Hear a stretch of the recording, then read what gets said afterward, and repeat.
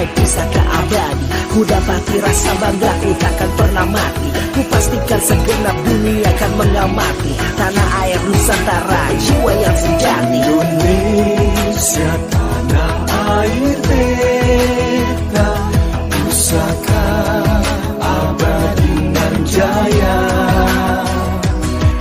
Indonesia sejak dulu kala tetap dipuja-puja bangsa. Menggugah hati wahai pusaka abadi. Ku dapati rasa banggaku takkan pernah mati. Ku pastikan segenap dunia akan mengamati tanah air Nusantara, jiwa yang sejati. Indonesia tanah air beta, pusaka abadi nan jaya. Indonesia sejak dulu kala tetap puja bangsa. Di sana tempat lahir beta, dibuai dibesarkan bunda, tempat berlindung di hari tua sampai akhir menutup mata. Indonesia tanah air beta, pusaka abadi nan jaya. Indonesia sejak dulu kala tetap dipuja-puja bangsa. Di sana tempat lahir beta, dibuai dibesarkan bunda, tempat berlindung di hari tua sampai akhir menutup mata.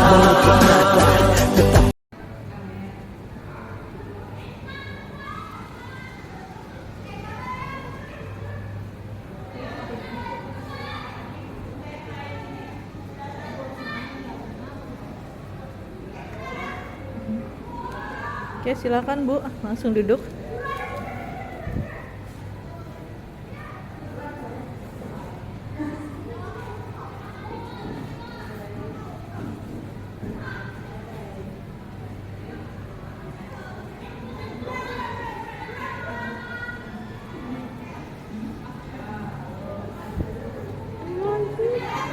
Silakan.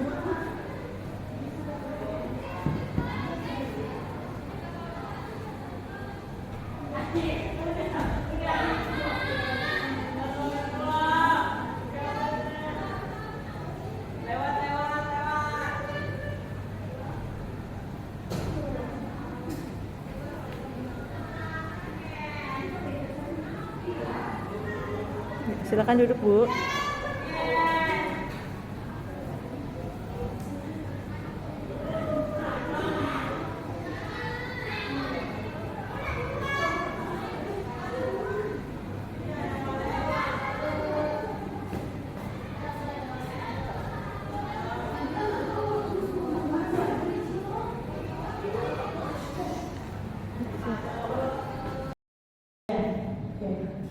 Bismillahirrahmanirrahim. Assalamualaikum warahmatullahi wabarakatuh. Terima kasih Bapak Ibu yang sudah berkenan untuk mengikuti kegiatan sore hari ini. Ya, ini kegiatan diseminasi tentang budaya positif pada Mulut 1.4. Ini tidak saya yang lihat, ini saya dan PP Serta Hasil. Kemudian ini ada konsep utama tentang budaya positif, perubahan paradigma belajar, seperti positif, kebutuhan dasar manusia, motivasi perilaku manusia, posisi kontrol restitusi, dan keyakinan kelas. Kemudian ini pengertian jadwal pendidikan, ya, pengertian jadwal negara intinya adalah sebenarnya setiap manusia itu, setiap anak memiliki kemampuannya yang sudah mendasar, yaitu adanya kodrat alam dan juga kodrat zaman pada diri setiap peserta didik. Dan mereka itu harus tumbuh berkembang sesuai dengan kodratnya. Kita sebagai guru hanya menuntun sesuai kodratnya mereka. Kemudian ini budaya positifnya yang harus ada ya tentang materi ini, itu adalah pengertian nilai-nilai dan kebiasaan-kebiasaan di sekolah yang berpihak pada peserta didik agar dapat berkembang menjadi pribadi yang kritis, penuh hormat dan bertanggung jawab. Ini paradigmanya. Nah, ini ada contoh kasus soalnya.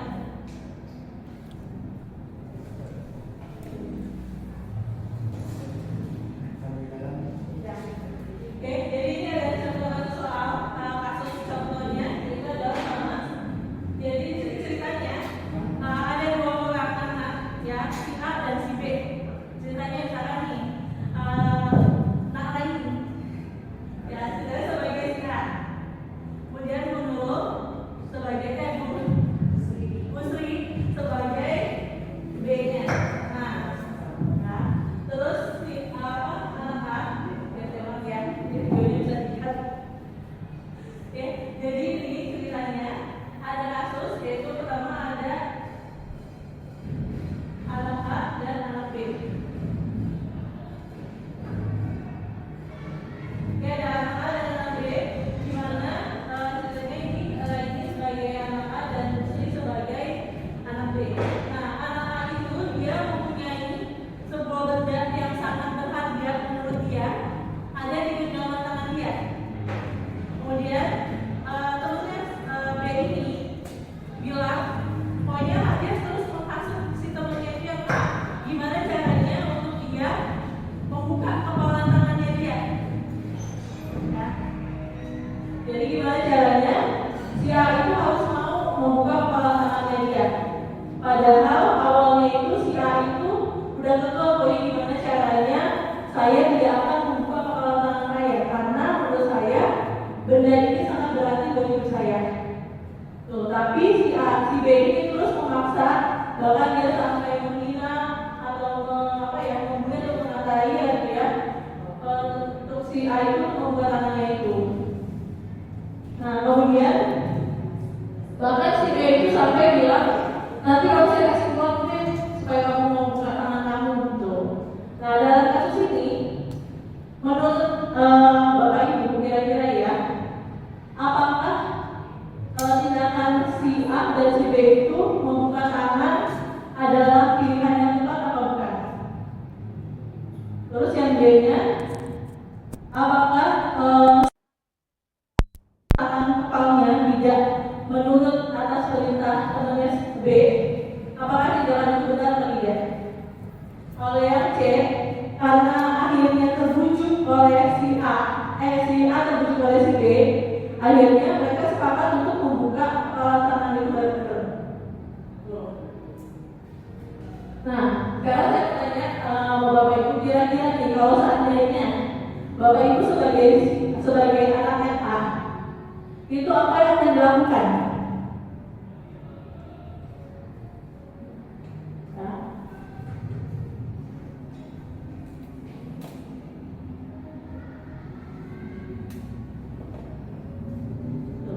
Nah, kalau saya ingin menanya kira-kira posisinya Bapak Ibu sebagai A, apakah bakal tetap membuka tangan itu karena sudah dirayu atau dibujuk oleh B, atau tetap ada keyakinannya?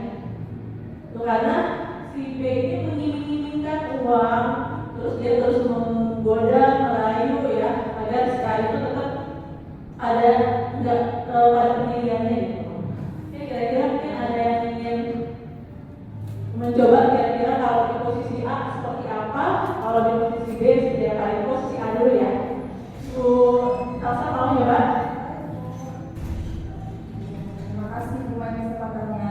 A itu yang tidak mau membuka kepalanya ya. Oke.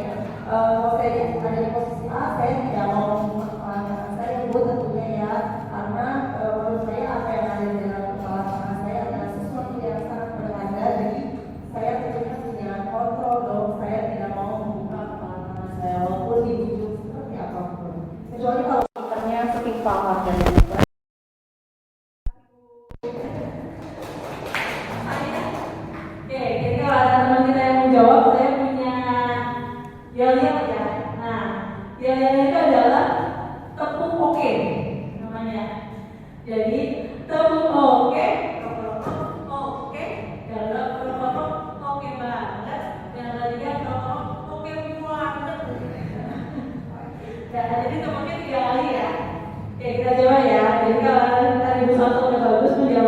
Kita berikan dia tepuk oke. Oke. Oke banget. Oke banget. Ya, terima kasih ya. Jadi ini menurut Bu Salsa dia tidak akan membuka kepala tangannya walaupun sudah dirayu oleh temannya yang B. Nah, ini betul sekali ya karena kita itu memiliki kontrol terhadap tangan kita sendiri. Jadi kalau kita mau membuka tangan kita atau tetap menutup tangan kita, itu adalah hak kita. Tuh, karena tergantung semua itu pada kebutuhan kita masing-masing. Jadi pada saat kita ingin membuka, maka memang kita yang lagi butuh gitu. Memang itu kebutuhan kita, bukan karena dipaksa oleh orang lain. Ya, itu sisi kontrolnya. Nah, ini adalah stimulus dari respon teori kontrol.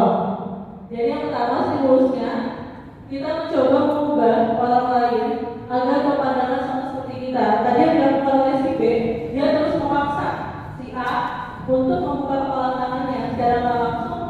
B itu mencoba untuk mengubah pandangan si A agar membuka kepala tangannya. Kemudian yang responnya kita tetap berusaha untuk memahami pandangan orang lain, tapi ada keputusan itu adalah ada pada kita sendiri. Ya, jadi kita harus bermindset bahwa apapun yang dilakukan oleh kita itu memang atas dasar kemauan kita, bukan atas dasar kemauan orang lain. Ya.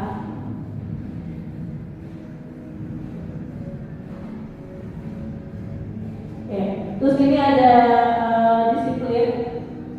Nah, di sini disiplin itu lebih maknanya adalah dari potensi yang ada pada diri kita sesuai dengan apa yang kita butuhkan. Nah, ini jadi kemampuan untuk memerintah diri dan mengukur diri untuk menguasai, untuk memilih tindakan yang mengacu pada nilai-nilai yang disertai dengan tanggung jawab tanpa perintah dari orang lain.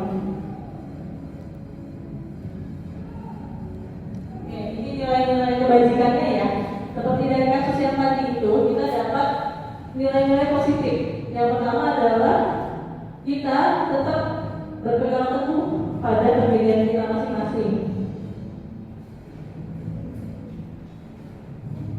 Yang kedua adalah kita bertanggung jawab atas apapun pilihan yang kita pilih. Dan ini ada teori motivasinya. Yang pertama itu adalah untuk menghindari ketidaknyamanan, maka kita ada pengaruh dari luar. Kemudian yang kedua adanya imbalan dari orang lain. Kayak tadi contoh itu, karena dia mau dikasih imbalan, maka dia harus membuka kepala tangannya. Yang ketiga adalah motivasi dari diri sendiri, yaitu menghargai diri sendiri. Karena memang sejatinya kita yang menentukan apa yang ingin kita raih. Ini ada kebutuhan dasar manusia. Nah, kebutuhan dasar manusia itu ada 4. Yang pertama, cinta kasih atau diterima oleh orang lain. Ya, yang kedua adalah kepuasaan. Jadi secara langsung, kalau kita sudah berhasil meraih apa yang kita inginkan, maka kita akan merasa terpuaskan. Contohnya misalkan nih, kita pengen anak kita pengen dapat ranking 1, maka dia akan berusaha semaksimal mungkin untuk ranking 1. Ketika sudah meraihnya, maka akan ada kepuasan karena sudah berhasil menguasai kelasnya sehingga dia berhasil mendapat peringkat 1. Kemudian kesenangan. Nah, kesenangan ini contohnya misalkan adanya hiburan, terus bersosialisasi dengan teman, ya itu namanya kesenangan. Kemudian yang terakhir adalah kebebasan. Nah, ini yang penting ya, karena zaman sekarang itu suka banget dikasih kebebasan. Ketika kita mengatur anak itu, apalagi kita belajar di SMA ya, kalau kita misalkan terlalu keras sama anak, justru malah anak itu tidak akan ke kita gitu, tidak akan menghargai kita. Apalagi yang SMA ya, ketika dia melakukan kesalahan, kita hukum, itu dijamin besok-besok pasti anak itu tidak akan suka pada pelajaran kita. Tuh, jadi cara kita itu adalah memberikan sesuatu atau jangan sampai menghukum anak tersebut, tapi pakai cara yang lain, ya seperti itu. Ini kasusnya sama aja kayak sudah hampir mirip ya. Jadi ini ceritanya ada anak namanya Agus. Nah, Agus ini dia itu padahal dikasih bekal sama orang tuanya, tapi dia itu tetap pengen bekal temennya. Tuh. Nah, ini kira-kira menurut Anda alasannya kenapa sih Agus itu tetap pengen bekal temennya? Kira-kira kenapa nih ketika kita udah diberi bekal sama mama, terus ngeliat temennya bekalnya kayaknya enak nih. Tuh. Nah, tetap pengen cobain. Tuh. Nah, biasanya nih kalau itu lagi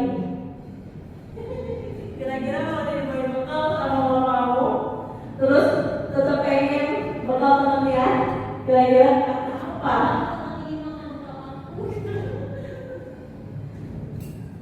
Saya coba berpikir sebagai anak masih main SD ya. Ya, mungkin karena tempatnya lebih mendaki, lebih enak gitu. Karena kalau sama-sama mama mungkin tiap hari masak, bukan tiap hari sering makan gitu. Dan juga kalau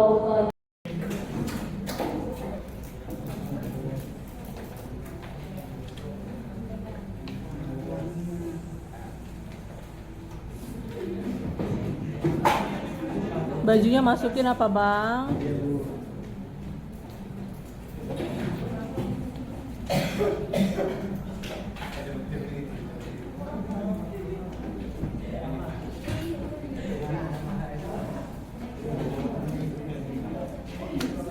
Oke, ayo lanjut.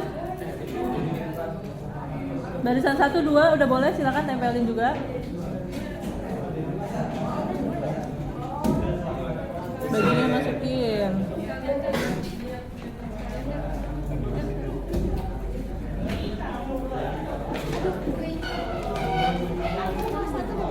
Boleh.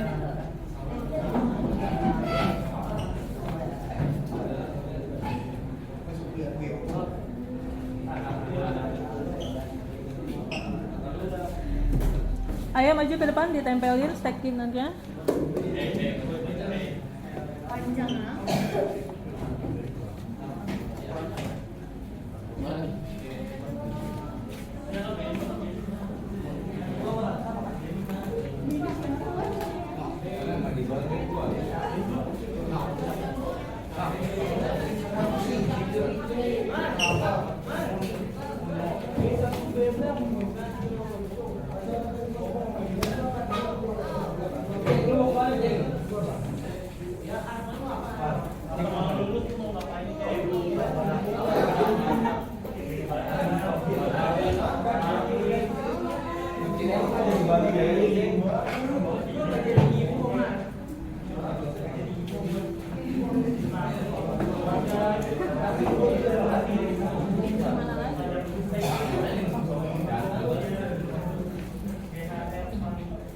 Nggak muat di bawahnya nggak apa-apa.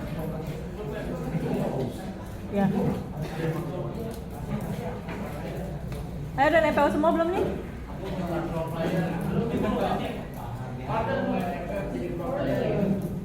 Di bawahnya aja nomor angka 2, angka yang sama-sama hijau. Geser bang.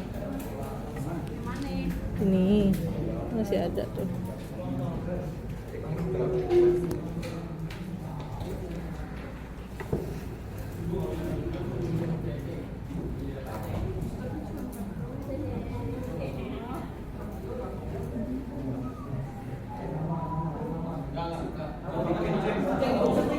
Gak usah dikasih nama.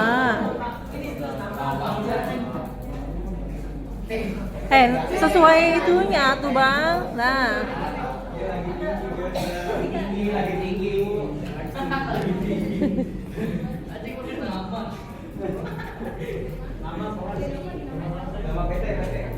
Ya. Udah semua nih?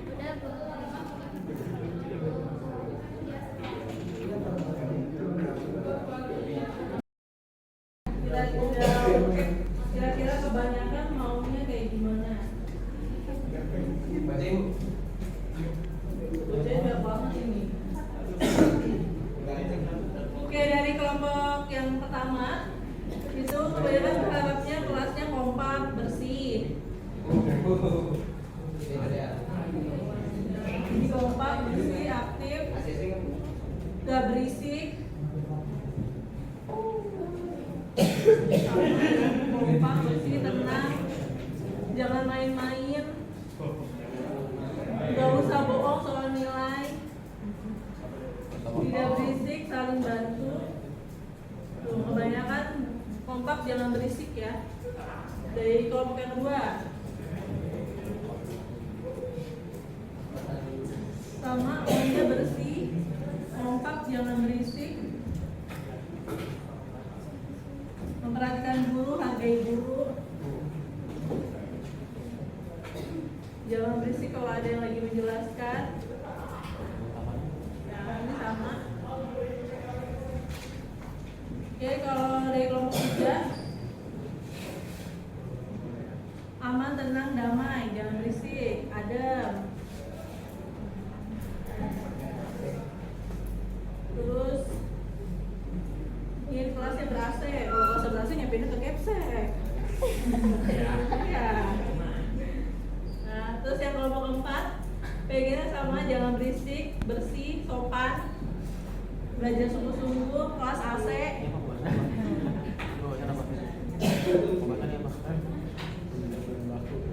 Ya. Sama, terus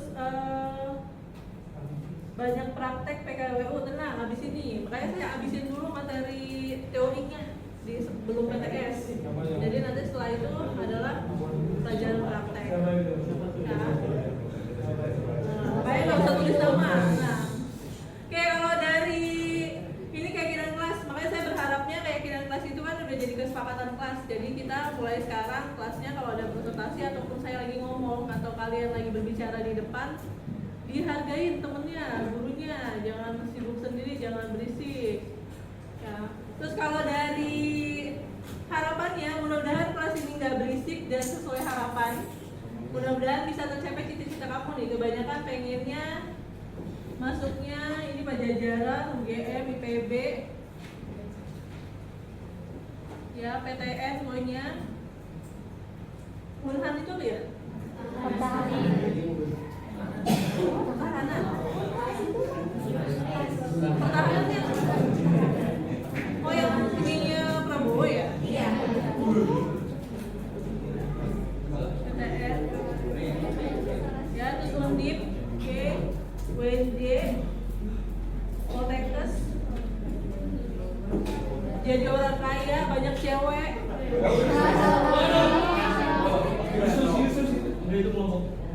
Yes. Ini udah sampai niat banget tuh dia punya stiker. Punya stiker kampus. Masukkan, cepat lulus. Ya habis lulus mau ngapain?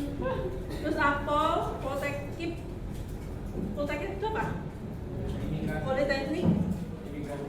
IP-nya apa? Oh, permasyarakatan. Ilmu permasyarakatan. Kuliah di PTN pilihan, jika tidak rezeki bekerja, tidak kuliah. Ya, bagus-bagus sih kamu pilihnya jurusannya. Itu aja ya, mudah-mudahan jadi doa buat kalian. Amin.